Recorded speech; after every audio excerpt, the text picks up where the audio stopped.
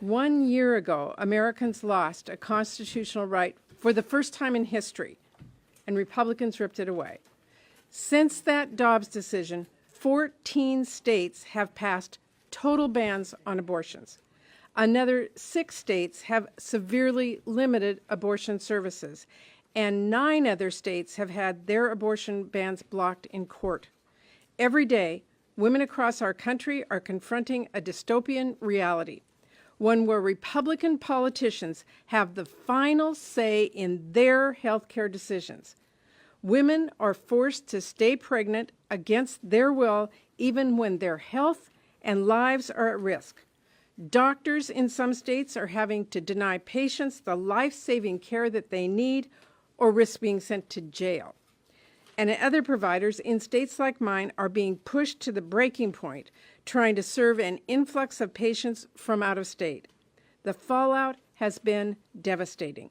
Women are heartbroken, they're terrified, but they are also mad, and they are determined, and they are speaking out.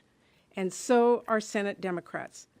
When women are not going to settle for a country where men in state legislatures are taking away their fundamental freedom to decide what happens to their bodies, where they are treated not like adults capable of making their own health care choices, but like second-class citizens. And they're not going to settle for a country where their daughters and granddaughters have fewer rights than they did just a year ago. I've been fighting for abortion rights since I got here, so I can tell you this fight did not start with Roe, and it did not end with Dobbs. This week, we will be pushing on the Senate floor to pass some really basic, common sense protections that say, yes, you can travel to another state for an abortion. Yes, doctors can provide an abortion in states where it is legal without fear they will be thrown in prison. Yes, we will protect the right to access to birth control. Yes, we will keep your online health and location data private, so it cannot be used against you. Republicans blocked many of those same bills last year, and we all know they blocked the Women's Health Protection Act last Congress as well. But they should pay attention, because Americans are speaking out now loud and clear. Last November, in every single place abortion rights were on the ballot, abortion rights won. Americans do not want politicians making health care decisions for them, and they want their fundamental rights and freedoms to be protected, not taken away. We're going to see this week if any of our Republican colleagues have been listening. So before I turn it over to our leader, who has rightly kept this issue at the forefront, and the incredible women of the Senate Democratic Caucus, many of them who are leading on the legislation being brought to the floor this week, let me also clearly say thank you to the providers across the country who are doing everything they can to provide safe abortion care in this country, and thank you to the advocates who've been fighting to protect access to abortion care. With that, I'm going to turn it over to Senator Schumer, who has been a leader in this fight. Thank you. Well, thank you, Senator Murray, for your great leadership on this issue over decades, and for your leadership here today, bringing us all together. Now, as we approach the anniversary of the cataclysmic Dobbs decision, it's an honor to stand with my colleagues here today to say loud and clear, Democrats will never, never stop fighting to protect a woman's right to choose. We all know that from the moment Roe was decided over 50 years ago, the most extreme elements of the Republican Party made it their mission to eliminate freedom of choice. Last summer, that doomsday scenario came true when the MAGA Supreme Court overturned Roe and declared that there was no constitutional right to access abortion. They signaled, that court and the Republican leadership signaled to women across the country that their right to privacy, to health care, and their own autonomy could now be violated. The consequences of the court's decision have been severe. 1 in 3 women have lost abortion access. 17 million individuals can no longer access the full range of reproductive care. And those who suffer the most have often been rural and low-income Americans, people of color, members of the LGBTQ plus community, particularly the trans community, and Black Americans. The MAGA Supreme Court decision means our children will grow up in a world where they have fewer liberties than previous generations. That's not what the American people want. The American people rejected MAGA Republicans' anti-choice agenda last fall, but Republicans still don't seem to get the message. Today, 14 states have enacted near-total abortion bans, and in Florida, Republicans passed a 6-week abortion ban. 6 weeks. That's before many women even know they're pregnant. How can that be considered anything but cruel, inhumane? Now Republicans try to dress up their extreme agenda as being about states' rights. But the American people know the truth. They saw when nearly every Republican in the Senate sponsored and voted in favor of a nationwide abortion ban, because that's what this is all about. Republicans deep down want to ban abortions for everyone, everywhere. So that's why this week, our senators behind me will be asking consent on common sense legislation to protect women's most fundamental rights. We will show that Democrats are more united than we have ever been on pro-choice legislation, while Republicans remain hell-bent on eliminating women's choice. We'll continue to do everything in our power to fight back against these attacks, including confirming judges like Julie Rickleman to the federal bench. Few lawyers have fought harder, smarter, or more effectively than Julie to protect women's rights in America, and will expose the Republicans' radical anti-choice agenda for what it is, an endless pursuit of a nationwide abortion ban, hounded by hard-right MAGA groups. So, we will keep fighting. We will not relent. We will not give up. We know history is on our side and are determined to preserve the precious rights that are the bedrock of America.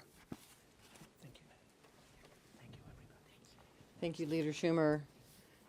To all of my colleagues, I'm so proud to stand with. As we know, this Saturday marks 1 year since the Supreme Court overturned Roe versus Wade and upended 50 years of precedent protecting a woman's right to choose. Over the last year, we have seen extremist politicians in states across the country severely restrict women's reproductive rights. We have also heard real stories, the impact that this has had on women, like Amanda, who told me about how she was forced to wait until she was near death and suffering from infection before she could even terminate her unviable pregnancy in Texas. One of the only options for women in situations like this is traveling to my state, to Nevada, to access critical reproductive care, and that's only if they can afford to do so. I am proud to be from a pro-choice state that takes women's health care seriously, but even though Nevada is a safe place for women who need an abortion, far-right politicians from outside my state are working to bar women from coming to us to get the help that they need. They're trying to outlaw women's constitutional right to interstate travel. I've seen it, and I've said this before. I will say this again. This is about controlling women. It's dangerous, it is cruel, and it is unacceptable. That's why today my colleagues and I are reintroducing the Freedom to Travel for Healthcare Act. This legislation reaffirms that women have a fundamental right to travel interstate and it really makes it crystal clear that states cannot prosecute women or anyone who helps them for going to another state to get the critical reproductive care that they need. In the year since Roe versus Wade was overturned, it's become increasingly clear that we need this legislation.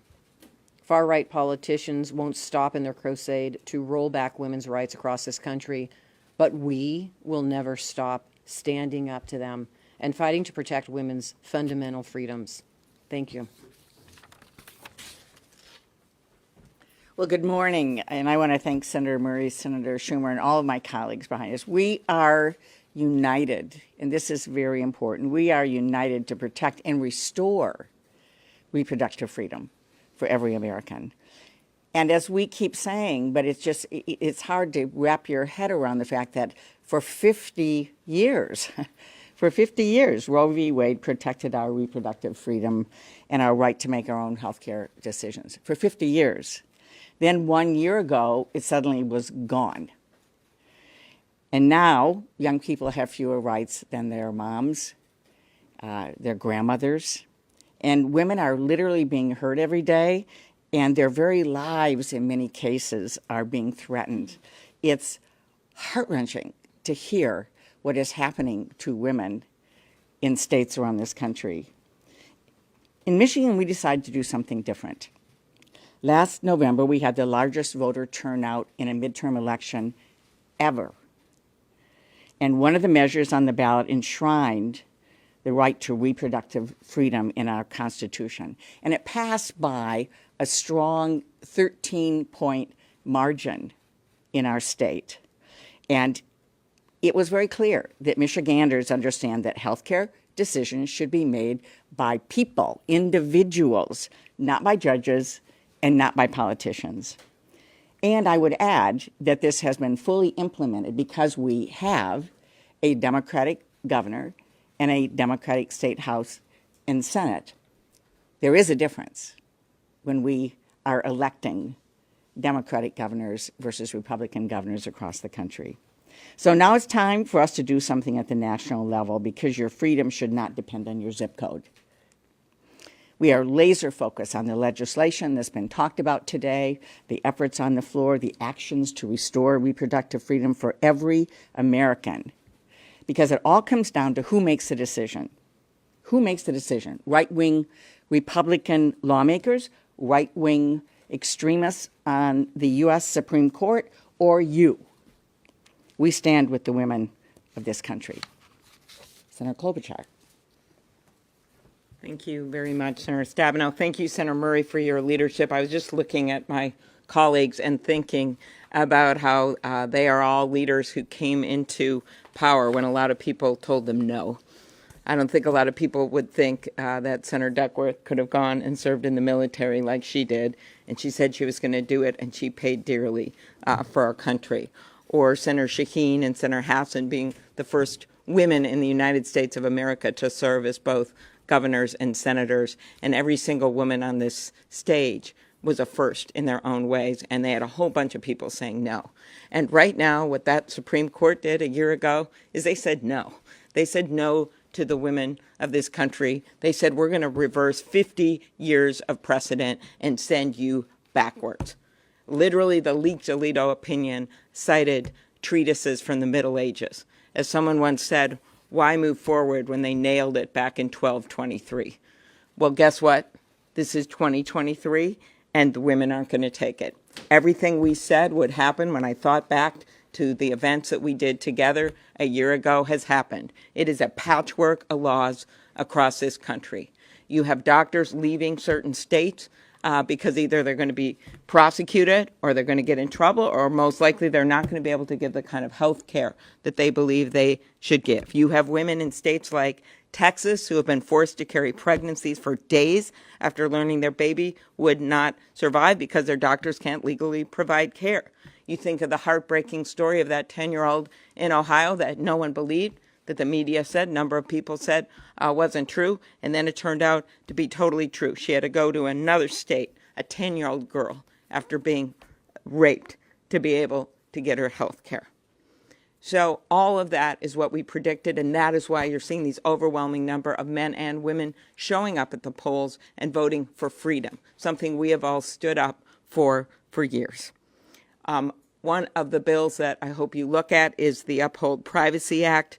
This means getting serious about the role that the social media companies and data brokers play in making our personal health data exposed. For too long, companies have profited off of Americans' online data while consumers are left in the dark. I'm leading the Uphold Privacy Act with Senators Warren and Hirono.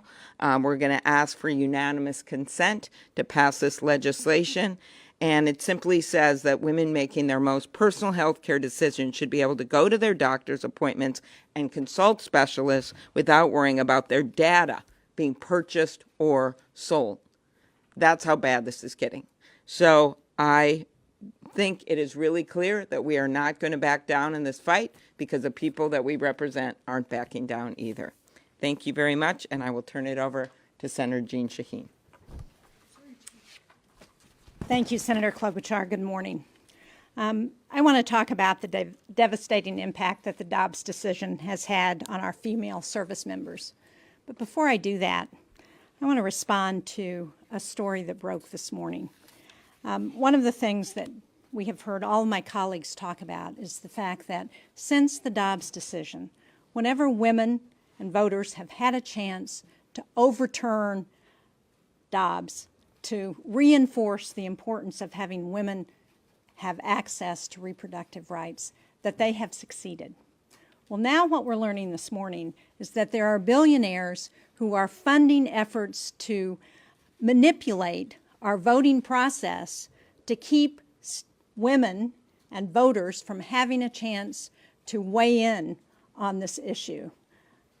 That is just unacceptable. It's another example of an effort by the far right to try and change our voting laws so that they can make sure that the people who are voting are the people who support them, rather than listening to people across this country.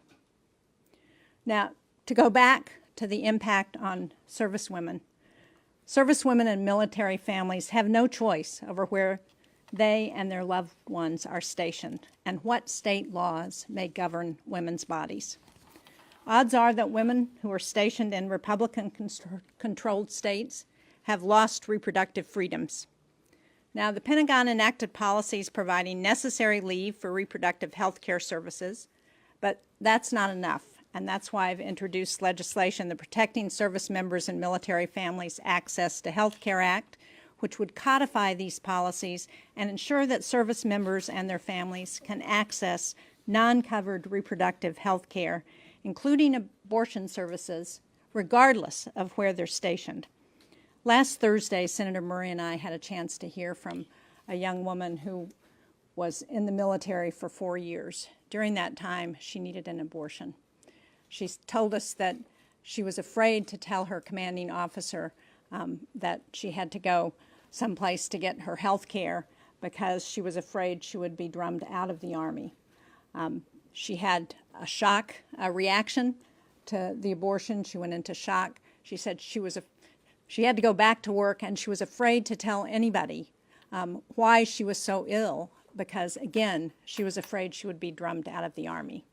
17% of the people in our military are women. Without those women, we would not be meeting our recruitment goals. We need to ensure that those women, like all of the men in the military, have access to the health care they need. That's what my legislation is about. We will be asking unanimous consent to move it this week. Thank you. Senator Baldwin. Thank you, Senator Shaheen.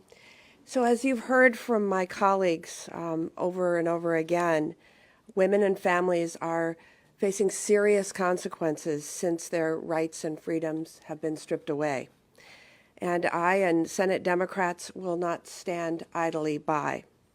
In my home state of Wisconsin, women are living under a criminal abortion ban that was passed in 1849. And I did not misspeak. It was passed in 1849, 1 year after Wisconsin became a state. And living under that draconian criminal ban has been nothing short of dire for Wisconsin families. I met a woman whose water broke at 17 weeks. She went to see her doctor. He said there was nothing he could do. And she had to, she didn't get care until her fever reached 101 degrees and sepsis had begun.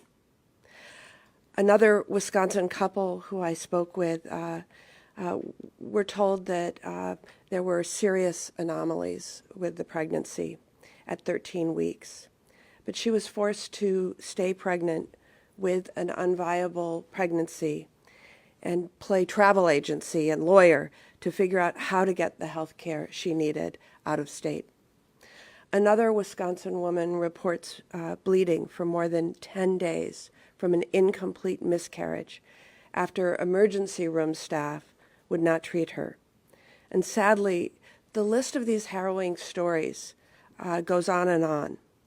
Wisconsin women have been left with no good options. Some women who have means are forced to travel across state lines to get the care that they need. In fact, Planned Parenthood in Illinois is experiencing 12 times the number of monthly patients from Wisconsin since Roe fell, an influx of hundreds of patients a month. And these are the ones who can afford to travel to access the care that they need. Others are either self-administering medication abortion without medical supervision, or they're forced to carry pregnancies they didn't choose. As long as women have to travel to exercise the right to control their bodies and get the health care they need, it is our job to help. And that's why I'm proud to lead my colleagues in introducing legislation to help women access reproductive health services by providing grants that offset the cost of travel and related expenses. And with states like Wisconsin criminalizing the essential health care, our healthcare professionals have to travel out of state to get the training that they need to serve their patients. Senator Murray and I have teamed up to address this and ensure that our health professionals have the resources they need and the access to this vital component of their medical training. These are the remedies that we need until we can finally fully restore women's rights and freedoms, until we finally pass our Women's Health Protection Act, the bill that would do what Americans are demanding, guarantee access to abortion care everywhere across this country, and restore the right to comprehensive reproductive health care for millions of Americans. This year, we garnered more support than we've ever had before, and I will not stop fighting until this passes into law. Having the freedom to control your health care, your body, and your future, free from government control, is a fundamental right. And I refuse to let the next generation of women be left with fewer rights than their mothers and their grandmothers. With that, I will pass it on to Senator Hassan, I think.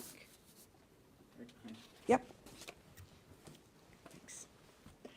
Well, thank you, Senator Baldwin, for your important advocacy for women's reproductive freedom. And thank you, Senator Murray, for your leadership, and to all my colleagues who have participated this morning, and a whole lot of colleagues who couldn't make it. I thank you all for what you are doing to bring us together on this issue.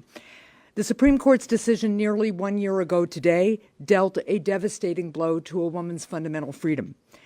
At stake right now is the principle that women are free and equal citizens in our democracy and that they should be able to chart their own futures.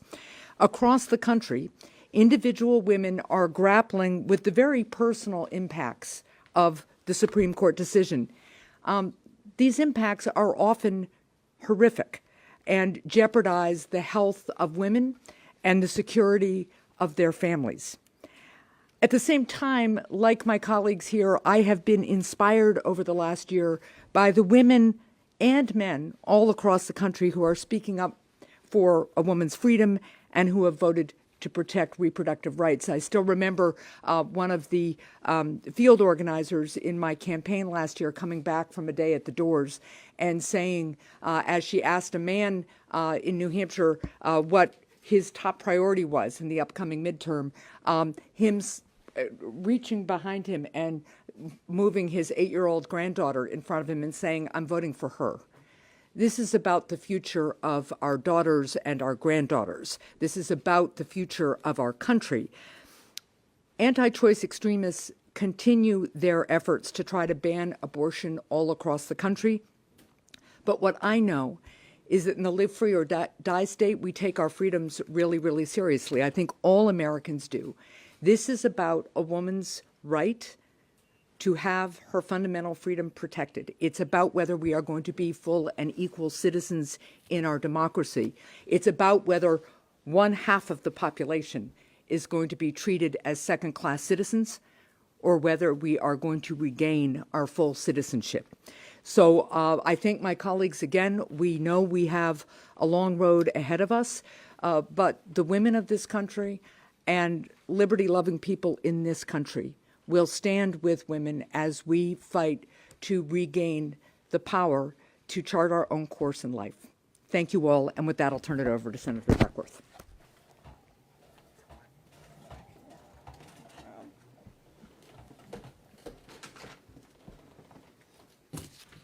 Thank you. Well, I'm here today to ask a very simple question. When exactly was the moment that our country decided that American women no longer had the right to bodily autonomy, or were no longer capable of making decisions, good decisions about their own bodies? Our nation was just fine when I made decisions to use my arms and legs to fly helicopters in combat. It was even okay with me leaving 25% of this body, both my legs and parts of my arm, on the battlefield in defense of this great nation. In fact, I had people pinning ribbons and medals on my chest because I made those choices of what to do with my body. So my question is, precisely when do the folks pushing anti-choice policies think that American women no longer have that basic human right to make our own decisions about our own health? I ask because over the past year since the Dobbs decision, we have faced an onslaught of anti-choice bills that would effectively turn women into second-class citizens, transforming us into people from being people with autonomy to vessels subject to the political whims of lawmakers whose beliefs tend to more towards insurrectionists than feminists. Lawmakers who think that making America great again equates to stripping away women's rights again. So let's be honest. The GOP's push to restrict reproductive rights access happening is not about protecting life. It's about controlling women and our bodies. If they wanted to protect life, they'd stop trying to strip away our health care. Or maybe they'd do something like standing up to the NRA. So no, this isn't about looking out for families. It's not even about trying to grow families. I had to have a DNC after I had a miscarriage because I was trying to grow my family. I had that miscarriage in the middle of a series of IVF procedures and could not begin another IVF procedure without a DNC. This was well after 6 weeks. But thank goodness I am from a choice state of Illinois, and I was able to access that DNC so that I could immediately begin another IVF cycle, which resulted in my baby girl, Miley, who is now 5 years old. So I was okay, allowed to make those decisions. Look, I know that a lot of us are tired from the seemingly endless fight to protect our most basic human rights, but we can do more. What can we do? We can pass bills like our Right to Contraception Act or the Women's Health Protection Act. These things allow women to seek the reproductive health care that they need, and they should not be ashamed. And in fact, when I was in the Army and was deployed to Iraq, it was so early in that conflict that there was no sanitary support. So what did the Army do? They put me on the birth control patch so that I could skip my menstrual cycle 2, 3, 4 months in a row so that I could continue to fly combat missions because I was not going to have access to sanitary supplies. So it's okay to control my reproductive cycle for the needs of the American people, for the needs of the Army. And yet, when it comes to choice, when it comes to the rest of my reproductive health care, I cannot be trusted to make those decisions. Our military women cannot be trusted to make those decisions. This is hypocrisy. So today, tomorrow, and the tomorrow after that, each of us need to keep pushing. We need to keep working and fighting until we pass legislation that ensures women have the same say over their bodies that men have. And you can count on me to stick with this fight as long as it takes. Thank you.